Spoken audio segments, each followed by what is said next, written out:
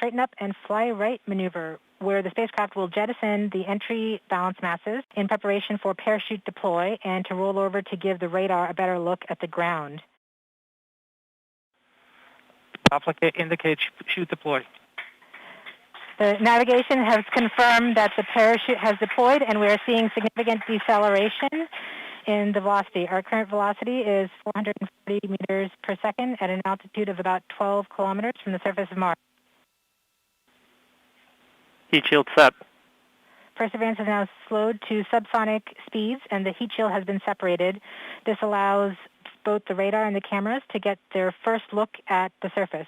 Current velocity is 145 meters per second at an altitude of about 9.5 kilometers above the surface.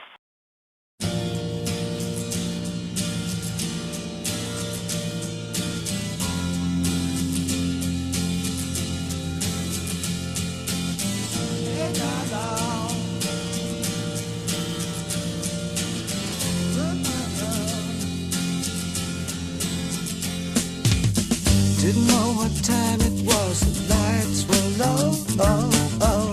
I leaned back on my radio, oh, oh. Some cat was laying down some rock and roll, let us all said.